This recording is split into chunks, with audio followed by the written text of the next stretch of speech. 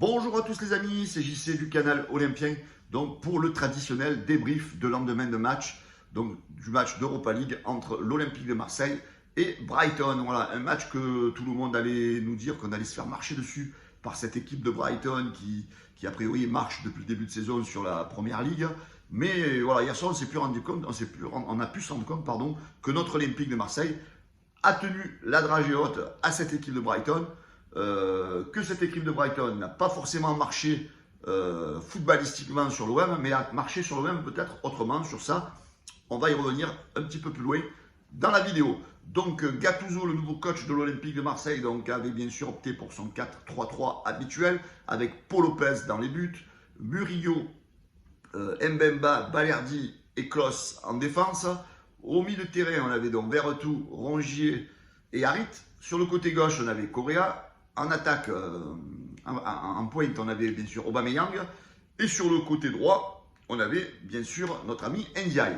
Donc, que dire de la compo de départ? Alors, c'est vrai que la plupart des supporters, quand on a vu cette compo, on a été un petit peu plus ou moins inquiets, on va dire. Parce qu'on avait envie de voir un peu de changement. On a entre guillemets, certains cadres de l'équipe qui ne suivent plus, en fait, qui ne suivent plus. Donc, pour Lopez, hein, vous êtes d'accord avec moi, bon, même si je l'ai beaucoup défendu, en ce moment, c'est pas non plus la grande forme. Chancel Mbemba, qui, voilà, quand on l'a vu aligné hier soir, alors certains ont commencé à critiquer à côté de Balerdi, donc il y a eu une inquiétude. Chancel Mbemba qui est un petit peu à la rue en ce moment. Rongier qui, voilà, qui est plus du tout lui aussi. Correa pour l'instant qui est très timide depuis le début qu'il est à l'Olympique de Marseille. Et bien sûr Aubameyang devant. On espérait tous peut-être hier soir dans un match où on savait qu'il fallait avoir de la combativité, plutôt avoir un Vitinha devant. Donc le match a débuté. On s'est rendu compte dès le début du match que l'OM a présenté plus ou moins un visage assez bon. Hein. D'ailleurs, tout s'est confirmé quand l'OM a ouvert le score 1-0 par Chancel Mbemba. Donc, on s'est dit, c'est bien pour Chancel Mbemba. Voilà, lui qui marquait beaucoup de buts la saison dernière. Mais là, il revient, il marque le but, ça va lui donner confiance. Le temps de l'engagement, bam, super centre de Klos, Verretou qui marque 2-0. Tu marques 2 buts en quasiment 1 minute. Tu te dis, purée, le match, franchement, il peut pas mieux commencer. Tu mets à terre quasiment le genou par terre à Brighton.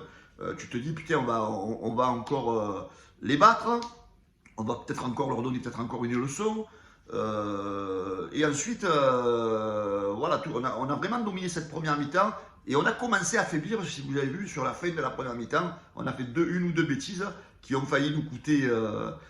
voilà, qui ont failli nous coûter, on va dire, la remontée au score juste avant la mi-temps, 2-1, ça nous aurait fait du mal. Et voilà, donc dans ce match-là, dans cette première mi-temps, voilà, les joueurs ont quand même bien joué, à part, voilà, on peut noter Paul Lopez, hein, Paul Lopez qui a quand même fait des arrêts assez déterminants hier soir, donc ce qui a permis de maintenir le club en vie aussi.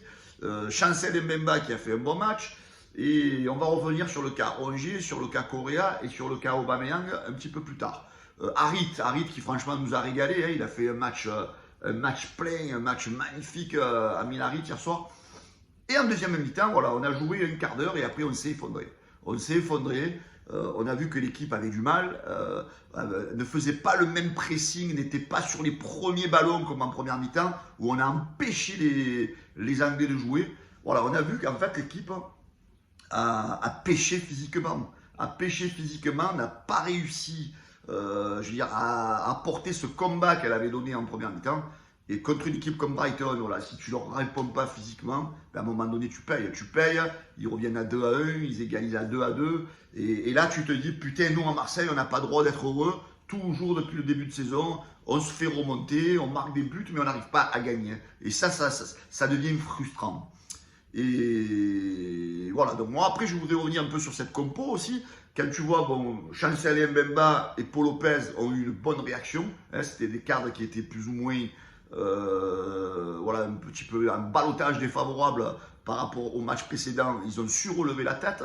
Alors Correa, il y en a beaucoup qui l'accablent, moi je trouve qu'il n'a pas fait un match si mauvais que ça. C'est sûr qu'il a surtout baissé de rythme en deuxième mi-temps parce que physiquement, le mec vient d'arriver, il n'a peut-être pas fait une bonne préparation. Mais voilà, on ne va pas l'accabler, c'est un nouveau joueur. On lui laisse le doute, on va dire, hein, le doute. Par contre, Valentin Rongier, pour moi, qui a encore été horrible. horrible au milieu de terrain. C'est Verretou qui a tenu la baraque. Donc Verretou, la sortie de Verretou sur blessure, je pense que c'est quand même le tournant de ce match. Parce que si Verretou était resté sur la pelouse, je ne pense pas que Brighton serait revenu au score. Cette sortie de Verretou, remplacée je crois par Unai, voilà, ça a quand même tout changé. Hein. Unai n'a pas le même potentiel que Verretou et n'a pas le même coffre, on va dire, que Verretou. Et donc cette sortie de Verretou, pour moi, qui est quand même une cause à effet de la perte de pédale de l'OM au milieu de terrain sur cette deuxième mi-temps. Un Rongier, comme je vous dis, qui a été encore très léger. Ce joueur, je ne sais pas, en fait, il est en train de se désagréger. Voilà, c'est là où peut-être on peut regretter le départ de Matteo Guendouzi. Et je pense que ça aurait été peut-être plutôt le moment de se libérer de Valentin Rongier. Déjà, j'espère qu'on va lui lever ce brassard de capitaine. Et par contre, un joueur sur lequel je voudrais revenir, qui a 15 classes en dessous de M. Alexis Sanchez, c'est M. Pierre-Emerick Aubameyang. Il est transparent. Alors jusqu'à présent, il nous avait même habitué à marquer des buts en Coupe d'Europe. Il n'a pas marqué hier soir. En fait, il a servi à rien. On a joué à 10 contre 11. Voilà. Moi, sur Gattuso, mon ami, je n'ai rien à te reprocher. Le seul truc, arrête de me mettre Aubameyang. Aimez-moi le petit Vitinha. Le petit Vitinha, il est rentré. Il s'est causé, il s'est créé une belle occasion. Que certains disent, ouais, il est nul, il a manqué. Non, il n'a pas manqué. Il a fait le geste qu'il fallait. Il revient, il fait le crochet. Il frappe, il est contré in extremis par le défenseur parce que c'était but, hein, le gardien il était battu.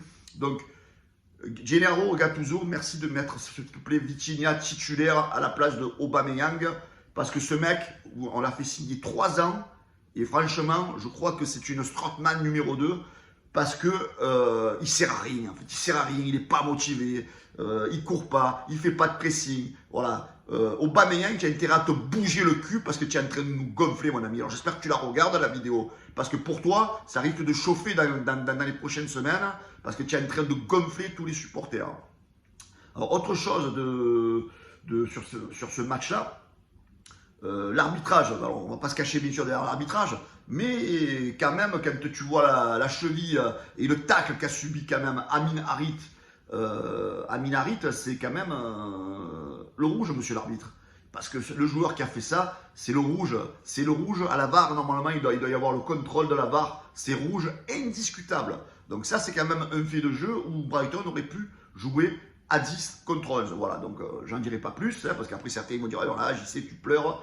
Voilà, autre chose, au niveau de l'équipe, on manque quand même de caractère. Parce que vous avez vu, justement, je vous parlais, que les joueurs de Brighton n'ont pas été tendres, hein, parce qu'on s'est fait quand même couper plusieurs fois, on s'est pris des beaux tacles, Verretou qui se blesse, voilà, donc on s'est quand même fait marcher dessus hein, physiquement par cette équipe de Brighton. Malheureusement, il y a eu un arbitre qui n'a pas assez dégainé de carton jaune, parce que je pense qu'avec un arbitre qui aurait sorti un petit peu les biscottes, il se serait peut-être calmé. Et là où j'en veux un peu à notre équipe, peut-être, c'est de trop avoir fait jouer le japonais là sur le côté gauche, parce qu'il nous a fait la misère, lui. Il nous a fait la misère. Donc il fallait faire comme eux, les amis. Le japonais, une fois tu débordes, 2 fois tu débordes, mais 3 fois on te met le pied à la cheville, mon ami. On te met la pied à la cheville et on te marque au fer rouge comme il a été marqué à Harit. Et je pense qu'il aurait fait moins le beau, le japonais. Donc voilà, il manque ça, les amis. Il faut savoir un peu filer des coups à ceux qui te font du mal pendant le match pour que peut-être ils se calment un peu. Voilà, enfin pour terminer cette vidéo, je voudrais en revenir donc à la sortie de Gattuso en conférence de presse après le match, où il met un petit peu en cause hein, la préparation de son prédécesseur Marcellino. Voilà, donc pour lui, l'équipe n'est pas au point physiquement. Il a des joueurs qui n'ont qu'une heure dans les pattes. Donc voilà, donc la remise en cause du staff de Marcellino et du coach sur la préparation de l'été, donc qui a été complètement loupé. Voilà pourquoi peut-être ça n'excuse pas tout, mais voilà pourquoi peut-être que les joueurs ont quelques difficultés. Et je pense que cette trêve internationale qui va arriver va faire du bien au staff de Gattuso justement pour relancer cette équipe sur le plan physique. Voilà, donc pour terminer cette vidéo les amis, voilà, je voudrais dire à Marcellino, heureusement que tu t'es cassé, parce que je crois que tu es pire que Michel finalement. Je crois que tu es peut-être un des pires entraîneurs qu'on ait eu à l'Olympique de Marseille ces dernières années. Heureusement que tu t'es cassé. Voilà, on pourra dire finalement que cette réunion houleuse qu'il y a eu entre les supporters et la direction aura eu un effet bénéfique, celui d'avoir fait sauter un des pires entraîneurs de l'Olympique de Marseille, Marcellino. Voilà les amis, je vous souhaite à tous une très bonne journée. J'espère que la vidéo, elle vous a plu. Les amis, n'oubliez pas le petit pouce bleu, faites exploser tout ça pour le référencement de notre chaîne YouTube et aussi de vous abonner bien sûr à notre chaîne YouTube. Et pour ceux qui sont sur Facebook, pensez à partager cette vidéo sur votre Facebook. Ciao les amis, bonne journée à tous, c'était JC pour le compte rendu du match OM Brighton. Ciao les amis.